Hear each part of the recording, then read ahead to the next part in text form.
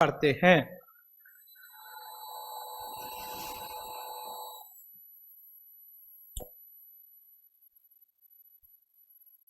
ठीक है, अब हमें आज एक अपना लास्ट जो अगला है, लास्ट नहीं है सॉरी, अगला जो हमारा टॉपिक है बड़ा ही मोस्ट इंपॉर्टेंट है और अक्सर एग्जाम में क्वेश्चन बनता है इसमें, और बच्चों की इच्छा भी बहुत रहती है कि इसको सर अच्छे से समझाया जाए। काफी समय से डिमांड आ रही थी कि सर ये मनोविश्लेषणवाद जो है सिगमंड फ्राइड का समझ में नहीं आता या इसमें बहुत कंफ्यूजन सा रहता है, चीजें कुछ क्लियर नहीं होती हैं।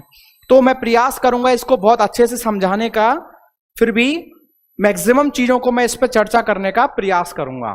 तो सबसे पहले जानते हैं कि मनोविश्लेषणवाद से जो फैक्ट क्वेश्चन बनता है कि मनोविश्लेषणवाद के प्रतिपादक कौन है या जनक कौन है। तो मनोविश्लेषणात्मकवाद के सिद्धांत के कौन है प्रतिपादक? Sigmund Freud. जी हां, सिगमंड फ्रायड ने क्या दिया है आपका? मनोविश्लेषणवाद। जी हां, मनोविश्लेषणवाद। मनोविश्लेषणवाद के अनुसार इन्होंने क्या बताया है? इनका जो सिद्धांत है सिगमंड फ्रायड का, जो मनोविश्लेषण का, इसके आधार पर हम व्यक्तित्व का भी निर्धारण कर सकते हैं और व्यक्ति के वह कितना अभिप्रेरित है या उसके अभिप्रेरणा का भी निर्धारण कर सकते हैं, और साथ में वो कैसा अधिगम करने वाला व्यक्ति है या उसका सीखने का ढंग कैसा होगा, उस चीज का भी निर्धारण कर सकते हैं। जी हाँ, इनका सिद्धांत इतना अच्छा है कि इसके आधार पर आप सभी चीजों की जानकारी कर सकते हैं, उसका व्यक्तित्व का भी निर्धारण कर सकते हैं और उसके अभिप्रेरणा के स्तर का भी निर्धारण कर सकते हैं, और वह किस प्रकार का सीखने का है, यानी कि उसके सीखने का जो तरीका है वह किस प्रकार का होगा, हम उसके बारे में भी इसके सिद्धांत के अनुसार जानकारी निकाल सकते हैं। तो आगे बढ़ने से पहले मैं आपसे कहूंगा, जो सिगमंड फ्रायड ने अपना सिद्धांत दिया है, इसमें इन्होंने मन की अवस्थाओं के आधार पर या मन की जो अवस्था है उसके आधार पर अपनी थ्योरी दी है। तो इन्होंने कुल कितनी मन की अवस्थाएं बताई हैं, फटाफट से कमेंट करेंगे। सिगमंड फ्रायड ने मनोविश्लेषणवाद में मन की कुल कितनी अवस्थाएं बताई हैं, फटाफट से कमेंट करेंगे, उसके बाद हम इसे शुरू करेंगे। सिगमंड फ्रायड ने मन की कुल कितनी अवस्थाएं बताई हैं, कमेंट शुरू करेंगे। मोनिका सिंह, मोनिका,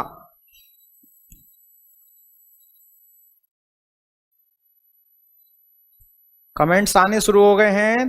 3, अदिति शर्मा 3, निशा 3, नेहा 3, पूजा 3, सरिता 3, लक्ष्मी 3। ठीक है, कमेंट्स आने शुरू हो गए। आपका उत्तर सही है, प्रियंका कश्यप 3। ठीक है, जो सिगमंड फ्रायड ने मन की अवस्थाएं दी हैं वो दी हैं 3। ठीक है, कौन कौन सी दी हैं?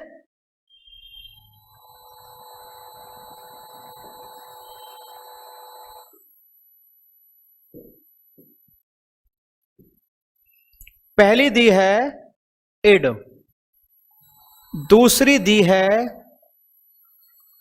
ईगो, इसको बहुत आराम से समझने का प्रयास करेंगे, और तीसरी दी है सुपर ईगो। अब ये है क्या? Id, ego, super ego. बहुत अच्छे, सरिता राघव कमेंट कर रही हैं id, ego, super ego. Pooja Sahani id, ego, super ego.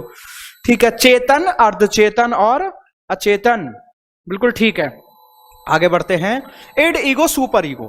देखो इन्होंने क्या कहा है कि जो एक व्यक्ति होता है उसकी अपनी कुछ इच्छाएं होती हैं, डिजायर्स होती हैं, उसकी वासना होती है ना। तो इन्होंने किसके आधार पर दी है? इच्छा के आधार पर या वासना। ठीक है, इच्छा या वासना होती है किसी भी चीज को प्राप्त करने की, उसी के अनुसार उसकी मन की अवस्था को उन्होंने डिक्लेयर करने का या समझाने का प्रयास किया है। वासना का मतलब क्या होता है? इच्छा से मतलब तो आप सभी समझते हैं, किसी भी चीज को जो हमें प्राप्त करने का मन होता है, जिस चीज को हम प्राप्त करना चाहते हैं वह हमारी इच्छा होती है। फिर वासना क्या होती है? वासना को हम कहीं ना कहीं एक अलग चीज से जोड़ने का काम करते हैं, लेकिन वो गलत है। वासना का मतलब होता है किसी भी चीज के प्रति जब हमारी तीव्र इच्छा होती है, अर्थात वो ज्यादा प्रबल इच्छा हो हमारी, तो क्या कहलाती है? वासना। तो वासना क्या है? हमारी किसी भी चीज के प्रति तीव्र इच्छा या प्रबल इच्छा। तो इन्होंने इच्छाओं को हमारे बांटा है दो प्रकार की इच्छाओं में, यानी कि जो व्यक्ति का जो नजरिया होता है, मन की अवस्था होती है, या जो उसकी कार्यशैली होती है, या उसका व्यक्तित्व होता है, या उसका जो अभिप्रेरणा का स्तर होता है, वो दो प्रकार की चीजों से होता है। इसके संदर्भ में इन्होंने दो चीजें ली हैं, जिसके आधार पर तीन प्रकार की अवस्थाएं बताई हैं। ठीक है, तो इन्होंने एक तो ली है कौन सी? एक में तो इन्होंने लिया है मन या मस्तिष्क को, और दूसरा लिया है शारीरिक को। ठीक है ना? एक मन या मस्तिष्क को और एक लिया है शारीरिक इच्छाओं को। एक मन की इच्छा होती है और एक होती है शारीरिक इच्छा। इन दोनों में जो एक बैलेंस होता है या व्यक्ति का झुकाव होता है इन दोनों में से किसी एक की तरफ, उसी के आधार पर इन्होंने इड, ईगो, सुपर ईगो दिया है। अगर हम बात करें पहली अवस्था इड की, इसको हम दूसरे शब्दों में कहते हैं इदम।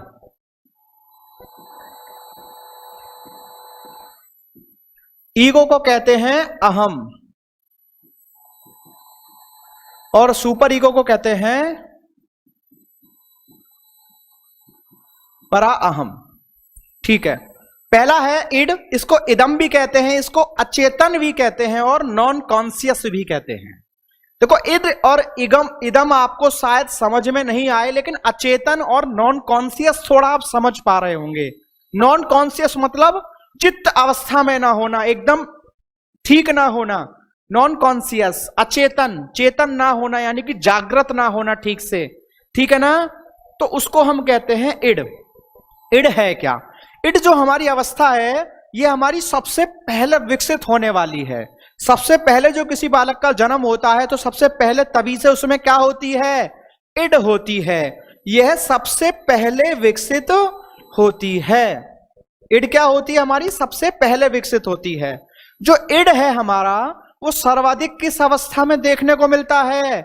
इड हमारा सर्वाधिक जो है वो शैशवावस्था में देखने को मिलता है, और काफी हद तक बाल्य अवस्था तक जो बालक होता है वो कैसा होता है? इदम में होता है या इड में होता है। अभी हम पहले इसकी लिखित बातों पर चर्चा कर रहे हैं, फिर बाद में मैं आपको विभिन्न एग्जाम्पल से भी इसको बहुत अच्छे से एक्सप्लेन करने का प्रयास करूंगा। तो जो इड है वो आपका किसमें पाया जाता है? शैशवावस्था और बाल्य अवस्था में। ठीक है, ये होने को तो कभी भी हो सकता है, लेकिन अगर हम बालक के संदर्भ में बात करें, तो जो आपका मैक्सिमम बालक होता है वो शैशवावस्था में और बाल्य अवस्था में, अकॉर्डिंग टू सिगमंड फ्राइड, वो किसमें होता है? इदम में होता है। ठीक है, इसमें क्या होता है? तो हमने भी बात कही, इन्होंने मन या मस्तिष्क या शारीरिक इच्छाओं में एक बैलेंस बताया है। जब व्यक्ति कैसा हो? अपने मन की या मस्तिष्क की नहीं सुनता हो, किसकी सुनता हो? अपने शरीर की सुनता हो। जी हां, बहुत मोस्ट इंपॉर्टेंट लाइन है जो मैं आपको भी बोल रहा हूं, कि जब व्यक्ति अपने मन या मस्तिष्क की ना सुनते हुए किसकी सुनता है? अपने शरीर की सुनता है। शरीर को या सुख को, आराम को, ऐसी चीजों को ज्यादा महत्व देता है। जैसा कि मैंने कल बताया था, अभिप्रेरणा में एक हमारी होती है जैविक अभिप्रेरणा, है ना, या जन्मजात अभिप्रेरणा। भूख, प्यास, काम, विश्राम, निद्रा आदि, ये सब चीजें जो होती हैं, अगर हम उनकी तरफ ज्यादा झुकाव रखते हैं, हम उनके अनुसार अपनी चीजों को करते हैं, तो हम किस में होते हैं? इदम में होते हैं या इड में होते हैं। इड क्या है? जब हम अपनी शारीरिक और मानसिक में से शारीरिक इच्छाओं की तरफ ज्यादा झुकाव प्रदर्शित करते हैं। जैसे इसके लिए एक बैलेंस है,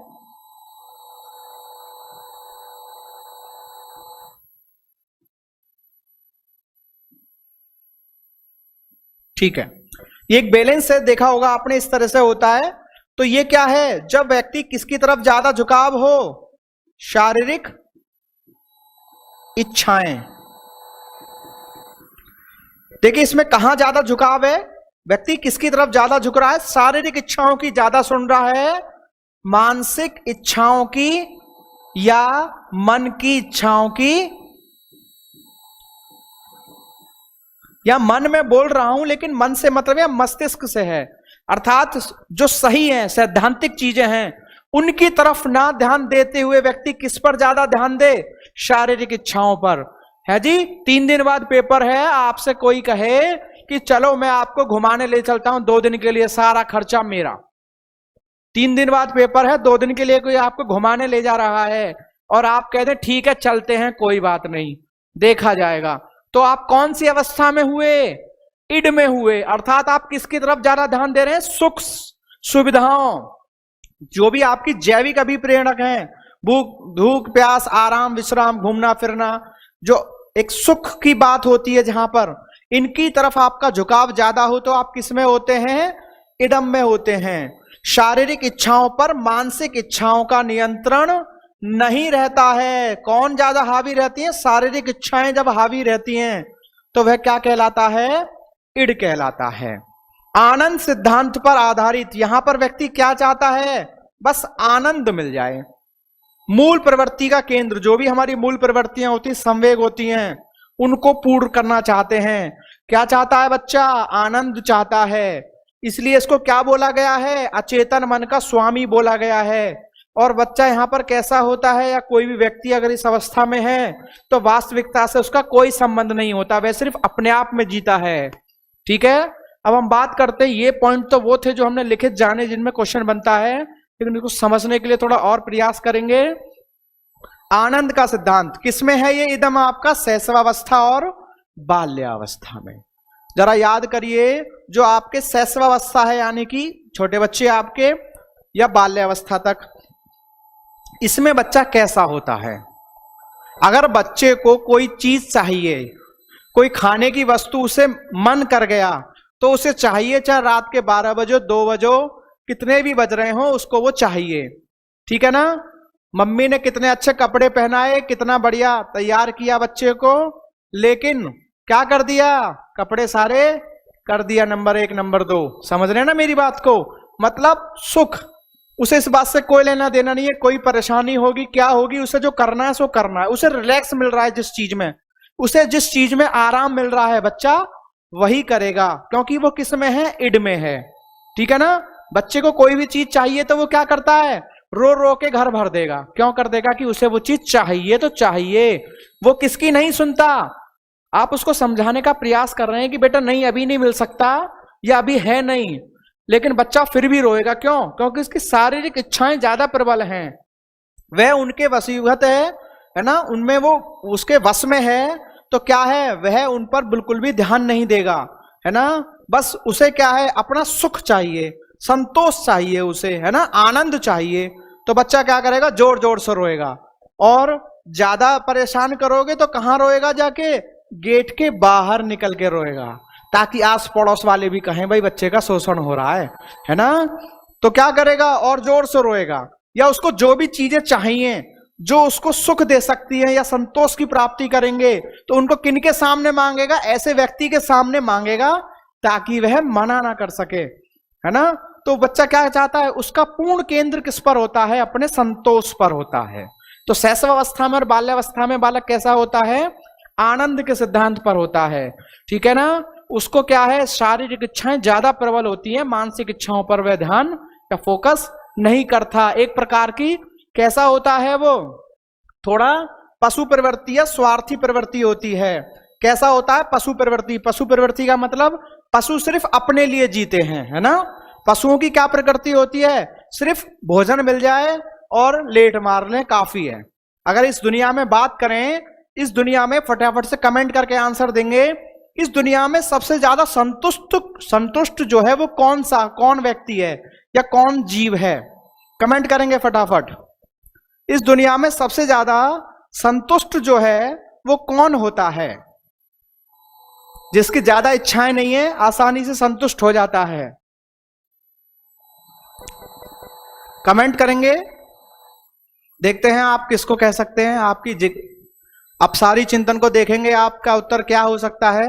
तो इस दुनिया में सबसे ज्यादा संतुष्ट कौन है? पहली बात तो सबसे ज्यादा संतुष्ट वही होगा जो इदम में होगा। इदम में ज्यादा इच्छाएं नहीं होती, बस जो जैविक इच्छाएं होती हैं, अगर उन्हीं की पूर्ति हो जाए तो वह व्यक्ति वहीं संतुष्ट हो जाता है। तो लोग अक्सर मजाक में या कहावत में भी बोल देते हैं कि इस दुनिया में सबसे ज्यादा संतुष्ट होता है वह होता है सूअर। जी हाँ, PIG साहब, आपके सबसे ज्यादा संतुष्ट कौन होता है? सूअर। उसे खाने को क्या मिल जाए, समझते हैं आप, क्या चाहिए उसको खाने के लिए, और कीचड़ मिल जाए लेट मारने के लिए, समझो उसका जीवन सफल है। क्यों पशु प्रवृत्ति हम क्यों कह रहे हैं? इसलिए इसमें इड में, क्योंकि वहां पर उसको ज्यादा सुख सुविधाएं सारी चीजें नहीं चाहिए। मतलब जीवन में कुछ करना है, ये मानसिक की, मन की, इनकी तरफ कोई ध्यान नहीं है, बस उसे भौतिक सुख मिल जाए, उसका कल्याण है। तो यहां पर हमने कहीं ना कहीं इड को क्या माना है? पशु प्रवृत्ति माना है। कैसा होता है यहाँ बालक? स्वार्थी होता है, लालची होता है, असहयोगी होता है, इच्छाओं का दमित इच्छाओं का भंडार होता है। तो जो इड में होता है वो बालक कैसा होता है? शैशवावस्था में और बाल्यावस्था में सिर्फ अपने आप से संबंधित होता है। वहां उसका नैतिकता से, सामाजिकता से, किसी चीज से कोई लेना नहीं होता। उसका पूर्ण रूप से संबंध होता है अपने आप से। आपने अक्सर सुना होगा, देखा होगा, जब घर में किसी की शादी होती है तो शादी में एक लाइन लिखाई जाती है, मेरे चाचा की शादी में दलूल दलूल आना जी, मेरी मौती की शादी में दलूल दलूल आना जी। लिखा रहता है कि नहीं लिखा रहता? लेकिन शादी वाले दिन वही जो मौसी की और चाची की शादी में, चाचा की शादी में आने के लिए आग्रह कर रहा है, बाल आग्रह जिसे बोलते हैं, वही क्या करता है? बिस्तर पे सो रहा होता है और सब लोग दावत खा रहे हैं, पार्टी एंजॉय कर रहे हैं, ये कर रहे हैं, वो कर रहे हैं, और जो शादी में विशेष आग्रह कर रहा है लोगों से कि मेरी मौसी की शादी में जरूर जरूर आना जी, वो बिस्तर पे सो रहे हैं। भाई साहब क्यों सो रहे हैं या सो रही हैं? क्यों सो रहे हैं? क्योंकि बच्चा किस में है? इड में है। उसका आनंद है, उसे क्या है? अचेतन मन है, उसका क्या है? शारीरिक इच्छाएं। कितना बढ़िया निलाया धुलाया, बढ़िया बढ़िया कपड़े पहनाए, 4 दिन बाजार में ढूंढ के मम्मी कपड़े लाई और बच्चा सो गया। कार्ड में भी छपवाया, सारे काम किए, स्पेशल उसको वो दी, लेकिन बच्चा सो रहा है। क्यों सो रहा है? क्योंकि उसकी शारीरिक इच्छाएं ज्यादा प्रबल हैं। वो इस बात को नहीं सोच रहा, बड़ा होकर सोचता है अरे यार मैं तो शामिल ही नहीं हुआ, मेरे को शामिल होना चाहिए था, मेरा तो कहीं फोटो ही नहीं है। क्यों नहीं होता? क्योंकि बच्चा तो सो जाता है, क्योंकि उसकी इच्छाएं, शारीरिक इच्छाएं जो है वो ज्यादा प्रबल होती हैं इड में। तो उम्मीद करता हूं कि आपको इड समझ में आया होगा। इड कौन सा है? आपका नॉन कॉन्शियस, अर्थात जहां पर आपकी शारीरिक इच्छाएं ज्यादा प्रबल होती हैं, मानसिक इच्छाएं ज्यादा प्रभावी नहीं होती। अर्थात बच्चा क्या करता है? अपना शारीरिक इच्छाओं को ज्यादा महत्व देता है, तो उसे हम कहते हैं इड। अगला है आपका ईगो। लेकिन ईगो से पहले मैं चर्चा करना चाहूंगा सुपर ईगो पर। ठीक है, तो आगे बढ़ते हैं। सुपर ईगो, इसे हम कहते हैं पराअहम, चेतन मन या कॉन्शियस। जिस प्रकार से हमारा इड में एक बैलेंस था,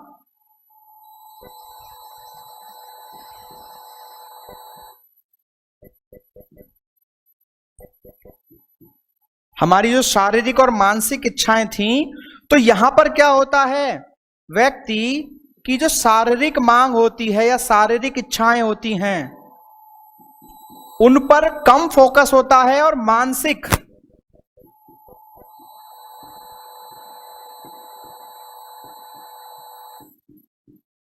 ठीक है, शारीरिक इच्छाओं पर क्या हो रहा है? कम झुकाव है, और मानसिक पर ज्यादा झुकाव है।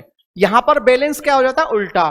अर्थात यहां व्यक्ति अपने शरीर की ना सुनते हुए किसकी सुनता है? मन की सुनता है, मस्तिष्क की सुनता है। ठीक है ना? वह किन चीजों के आधार पर कार्य करता है कि सही क्या है, गलत क्या है, नैतिकता क्या कहती है, सामाजिकता क्या कहती है, प्रकृति क्या कहती है, इन आधार पर जब वह कार्य करता है तो उसे कहा जाता है सुपर ईगो होना, जिसे हम कहते हैं कॉन्शियस स्टेज में होना। ये कब विकसित होता है? प्रौढ़ अवस्था में। देखा होगा, हम अगर बात करें तो हम सब लोग इस समय जो हैं प्रौढ़ अवस्था में हैं। तो हमसे अब कहा जाए कि आपका 3 दिन बाद एग्जाम है तो ऐसा शायद ही कोई होगा जो कहेगा ठीक है घूमने चलते हैं। वो क्या कहेंगे, नहीं पेपर है हमारा, हमें पढ़ना है। देखा होगा कि हमारे एग्जाम है, हम बहुत ज्यादा सब चीज को छोड़कर परेशानियों को झेलते हुए लेकिन हम आगे बढ़ते हैं। क्यों? क्योंकि हमारी प्रौढ़ अवस्था का कैरेक्टर क्या है कि हम सुपर ईगो में होते हैं, अर्थात हमारा कैसा व्यवहार होता है, आदर्शवादी व्यवहार होता है। हमारी प्रकृति कैसी होती है, बलिदानी, अर्थात हम सही गलत के आधार पर काम करते हैं। त्याग की भावना होती है, समर्पण का भाव होता है। इड में कैसा होता है, अपना काम बनता भाड़ में जाए जनता, मेरा काम बनना चाहिए, बस मेरा पेट भर गया, बात खत्म। लेकिन इसमें ऐसा नहीं होता। इसमें क्या कहता, नहीं, ये सबके साथ बराबर होना चाहिए, सिर्फ मेरा नहीं, ये अपने के बजाय दूसरों का भी महत्व देते हैं, अर्थात नैतिकता के आधार पर काम करते हैं, सोचते हैं, समझते हैं। आदर्शवादी होते हैं, अर्थात इनका एक तरफा नहीं होता किसी भी चीज को लेकर अपना फैसला या काम करने का ढंग। ये कैसे होते हैं, त्याग या समर्पण की भावना इनके अंदर होती है। देखा होगा जब हम शैशवावस्था में होते थे तो कुछ भी चीज मिल जाती तो हम उसको बटोरने का प्रयास करते थे, लेकिन अब हम प्रौढ़ अवस्था में तो क्या करते हैं, सब चीजों को मिल बांट कर देने का प्रयास करते हैं।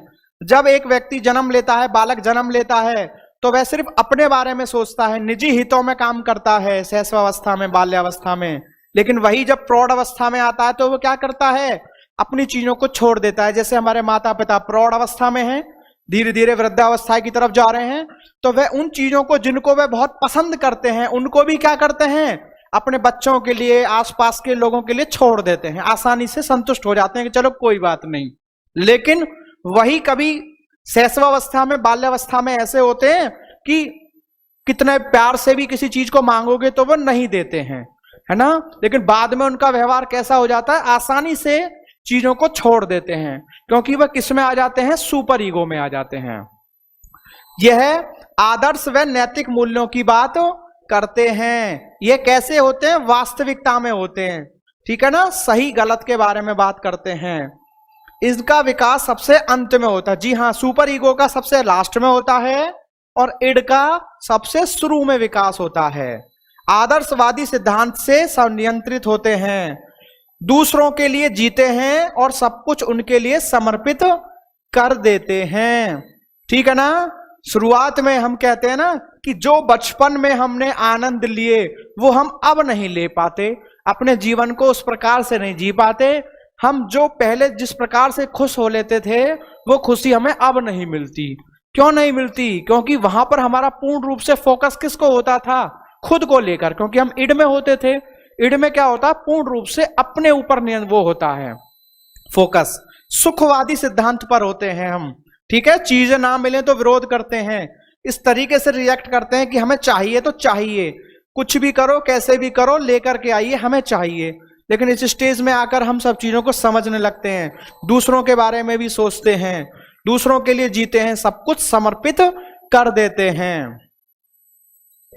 ओके, तो सुपर ईगो में क्या क्या होंगे, ये प्रौढ़ अवस्था में पाया जाने वाला है सबसे ज्यादा। इसमें हम आदर्शवादी होते हैं, बलिदानी, त्याग, समर्पण का भाव होता है, आदर्श व नैतिक मूल्यों की बात करते हैं, वास्तविक रूप से जीते हैं जीवन को। इसका विकास सबसे अंत में होता है, आदर्शवादी सिद्धांत से नियंत्रित होता है, दूसरों के लिए जीते हैं, वे सब कुछ समर्पित कर देते हैं। इसमें हमारा झुकाव कहीं ना कहीं किस पर होता है, मानसिक इच्छाओं पर। भूख लग रही है, नींद आ रही है, फिर भी किताब खोल के पढ़ रहे हैं, है ना। शरीर कह रहा है बेटा सो जा, लेकिन क्या कर रहे हैं, जबरदस्ती पढ़ रहे हैं, घर से बाहर जा रहे हैं, पढ़ के आ रहे हैं, है ना, सारे काम कर रहे हैं, ठीक है। एक दिन का भी रेस्ट नहीं मिल रहा है ना। माता पिता होते हैं कि नहीं, सुबह को जाते हैं, शाम को आते हैं, पूरे दिन आराम नहीं मिलता, फिर भी सुबह ही जल्दी चले जाते हैं, है ना। माता पूरे दिन लगी रहती हैं। अक्सर लोग कमेंट्स भी करते हैं कि जो मदर होती हैं उनको कभी कोई हॉलीडे नहीं मिलता, और बल्कि हॉलीडे वाले दिन तो उनको और ज्यादा मेहनत करनी होती है, ना कोई सैलरी लेती हैं, ना कोई स्पेशल उनको कोई गिफ्ट मिलता है, फिर भी 24 घंटे 7 दिन पूरे वर्ष भर हमारी निरंतर सेवा करती हैं और बदले में हमसे कुछ भी नहीं मांगती हैं। तो क्या है वो, किस में है, सुपर ईगो में है। वो मन की सुन रही है, मस्तिष्क की, शरीर की नहीं सुन रहे हैं। थकान है फिर भी लग रही है ना। बच्चों से वो काम हो सकता है लेकिन फिर भी वे उस काम को खुद करने का प्रयास करती हैं। क्यों करती हैं? क्योंकि वो सुपर ईगो में है।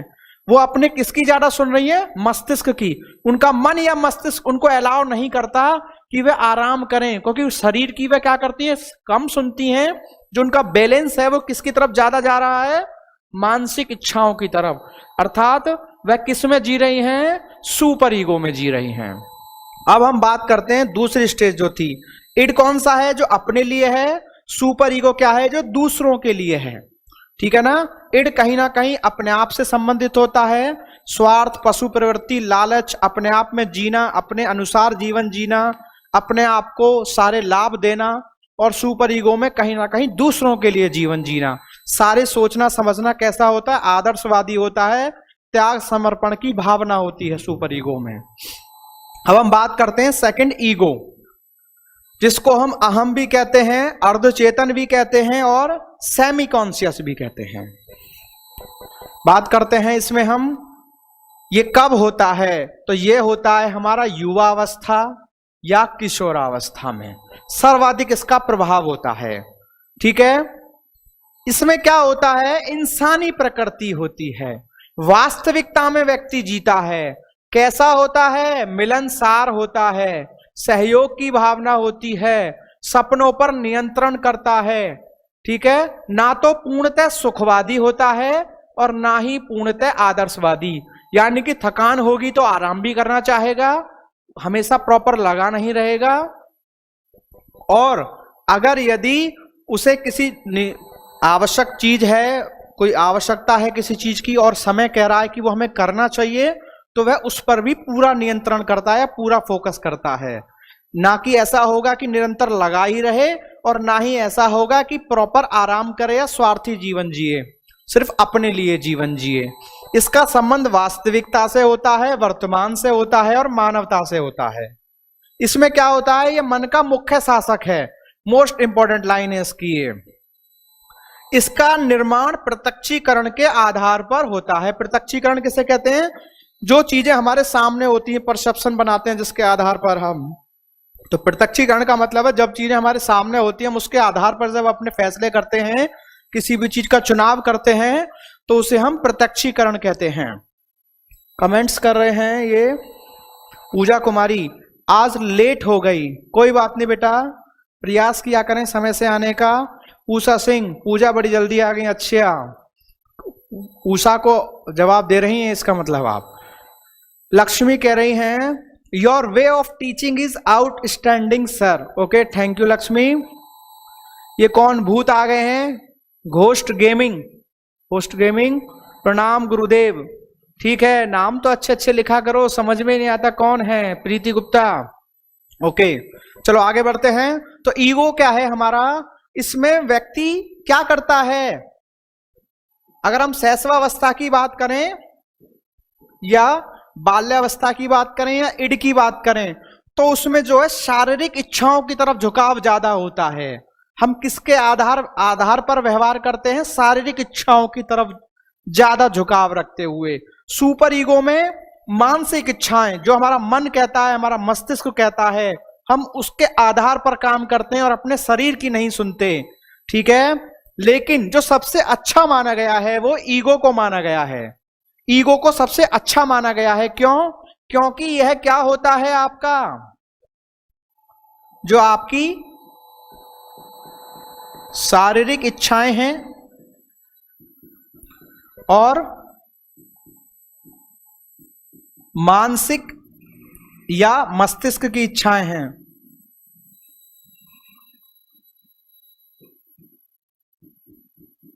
जब इनमें एक बैलेंस बन जाए, है ना, तो उसे हम क्या कहते हैं? ईगो। यहां पर क्या करता है व्यक्ति? शारीरिक इच्छाओं की भी पूरी सुनता है और मानसिक इच्छाओं की भी पूरी सुनता है, अर्थात इनमें बैलेंस बनाता है। ये कौन होते हैं? ये वे होते हैं जो काम पड़े तो गधे को भी बाप बना लें। मतलब काम बनना चाहिए, चीजें प्रॉपर चलनी चाहिए, कोई टेंशन नहीं है, झुक सकते हैं। ठीक है ना, जहां लगता है वहां झुक सकते हैं। ठीक है ना, ये दोनों चीजों को सुनते हैं, दोनों चीजों में बैलेंस बनाने का काम करते हैं। ये कभी भी ना तो सिर्फ खाली शारीरिक इच्छाओं की तरफ झुकते हैं और ना ही सिर्फ मानसिक इच्छाओं की तरफ झुकते हैं। इन दोनों में प्रॉपर बैलेंस बनाते हैं। देखा होगा किशोरावस्था में बालक अपने कार्यों को भी अच्छे से करने का प्रयास करता है और साथ में जो आपके अपनी फिजिकल फिटनेस, प्रॉपर इन सब चीजों पे ध्यान रखना, प्रॉपर नहाना धोना, है ना, जिम जाना, बॉडी बनाना, ठीक खाना पीना, अपनी हेल्थ कॉन्शियस होना, सारी चीजें करता है, ठीक है ना। और अपने काम को भी अच्छे से करने का प्रयास करता है, क्योंकि वो किस में होता है, ईगो में होता है, अर्थात वो दोनों चीजों को महत्व देता है ना। लेकिन जैसे जैसे किशोरावस्था से आगे बढ़ता है तो जो बच्चा किशोरावस्था में प्रॉपर अपनी हेल्थ एंड हाइजीन पर ध्यान रखता था, प्रॉपर शेव कराना, प्रॉपर अपना जो भी है ट्रीटमेंट लेना, जो भी चीजें खाने पीने की चीजों पर ध्यान देना, वहीं सुपर ईगो में क्या होता है, सब चीजें चल रही हैं, जिन चीजों को वो 2 दिन से ज्यादा यूज नहीं करता था वही चीजें एक हफ्ते यूज कर रहे हैं और उनको कोई फर्क ही नहीं पड़ता। वहां एक जो कपड़े एक दिन पहनने में गंदे लगते थे, बाद में वो कैसे लगने लगते हैं, 4 दिन में भी साफ लगते हैं। क्यों? क्योंकि वो सुपर ईगो में है। वो भौतिक सुख इन सब चीजों की ज्यादा चिंता नहीं करता, वह मानसिक रूप से सोचता है, वह उन चीजों पर ज्यादा ध्यान देता है जो सैद्धांतिक है, नियम है, सही गलत है, जो जीवन से संबंधित है, आदर्श हैं, है ना, नैतिकता है, वो इनके आधार पर सोचता है। उसके आधार पर अच्छा दिखना ज्यादा आवश्यक नहीं है, अच्छा होना, व्यवहार अच्छा होना ज्यादा महत्वपूर्ण होता है सुपर ईगो में। लेकिन ईगो में क्या करता है व्यक्ति, सारी चीजों को बैलेंस करने का प्रयास करता है ना। इसको हमने एक और कहा है, ईगो को हमने कहा है पुलिस भी कहते हैं इसे, पुलिस या रेफरी भी कहते हैं इसे। क्यों कहते हैं? ये हमें सही शारीरिक और मानसिक इच्छाओं में से प्रॉपर बैलेंस बनाने में मदद करता है। इसको हम पुलिस या रेफरी की संज्ञा भी देते हैं, ठीक है ना। तो ईगो क्या है आपका, जो आपका इड और सुपर ईगो में बैलेंस बनाने का काम करता है, ठीक है। इड में कौन आएंगे, जैसे बहुत से लोग होते हैं खाने पीने के शौकीन, जिन्हें हम उन लोगों ने अपने आप से एक वर्ड निकाल दिया फूडी, है ना, फूडी होते हैं, खाने पीने के शौकीन। रात को 12 बजे भी आंख खुली तो अभी किचन में गए, खाना बनाना शुरू कर दिया, रात को खा के 2 बजे सो गए। तो ये कौन है, इड में है ये। इनको शारीरिक सुख कैसा है, स्वार्थ, लालच, इन सब चीजों में इतने जकड़े हुए हैं, शारीरिक इच्छाओं के वश में इतने ज्यादा हैं ये, कि ये इस बात को नहीं सोचेंगे कि रात को 12 बजे 1 बजे खा के सोने से हमारे शरीर पर क्या दुष्प्रभाव पड़ता है, हमें कब खाना चाहिए, इन चीजों से फर्क नहीं है। बस खाओ पियो मौज करो मितवा, गाना है ना वाला, वो वाला हिसाब है। ईगो वाले बहुत अच्छे माने जाते हैं। ये कौन है, दिल मेरी ना सुने दिल की मैं ना सुनूं, है ना, प्रॉपर रहना, सब चीजों को नहीं सुनता तो ठीक है, हम भी नहीं सुन रहे तेरी, दिल मेरी ना सुने दिल की मैं ना सुनूं, प्रॉपर बैलेंस बनाते हैं। अगर नहीं है तो नहीं है तो ठीक है, काम बनना चाहिए, चीजें प्रॉपर रहनी चाहिए, बस। इसमें क्या होता है, ईगो में दोनों चीजों में एक बैलेंस रहता है। तो उम्मीद करता हूं आपको इड, ईगो, सुपर ईगो तीनों अच्छे से समझ में आए होंगे। फटाफट से कमेंट करेंगे और बताएंगे कि आपको इड, ईगो, सुपर ईगो समझ में आया कि नहीं आया। अगर कोई तीनों में से एक भी समझ में नहीं आया है तो कमेंट करेंगे और मैं उसको दोबारा समझाने का प्रयास करूंगा। फटाफट से कमेंट करें कमेंट करेंगे फटाफट,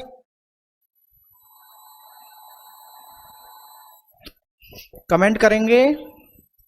इड, ईगो, सुपर ईगो, मनोविश्लेषणवाद, सिगमंड फ्राइड, इच्छा या वासना के आधार पर इन्होंने मन की 3 अवस्थाएं दी हैं। इड सबसे पहली है जो शैशवावस्था और बाल्यावस्था में होती है, ईगो आपकी किशोरावस्था में, सुपर ईगो आपकी वयस्कावस्था प्रौढ़ावस्था में होती है।